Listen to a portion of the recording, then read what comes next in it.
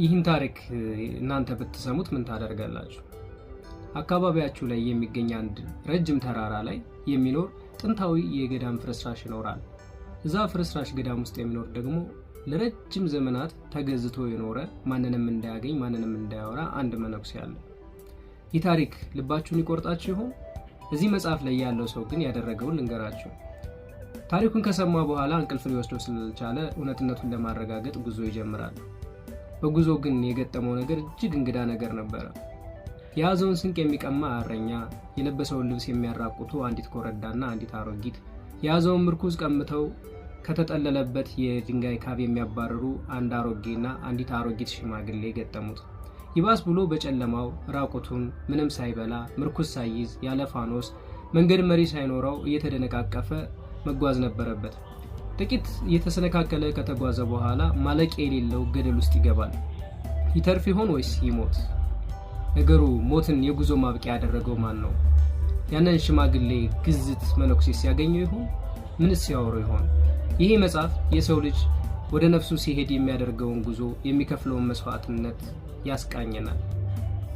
ሚካኤል ኔሚ ጽፎት ግሩም ተበጀ ድንቅ አድርጎ ተርጉሞታል። መጽሐፈ ሚርዳድ ላውራሽ ይልቅ ጸሐፊው ሚካኤል ኔሚ ነው።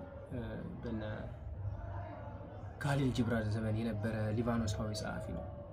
ጸሐፊ ብቻ አይደለም፣ አክቹሊ ጎበዝ ሰዓሊ ነበር፣ ፈላስፋም ነበር። 249 ገጾች አሉት። በጣም ከሁሉም መጽሐፍቶቹ አብልጦ የሚወደው መጽሐፈ ሚርዳድ የሚል መጽሐፍ አለው። ግሩም ተበጀ ድንቅ አድርጎ ተርጉሞታል።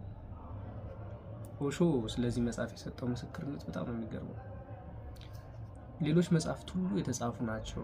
መጽሐፈ ሚርዳድ ግን እንደ ሕያው ፍጡር ተረግዞ የተወለደ መጽሐፍ ነው። ታውቃላችሁ፣ እኔ በማንም አልቀናም። ልቅና ብል እንኳን ግን የምቀናው በሚካኤል ኔሚ ነው።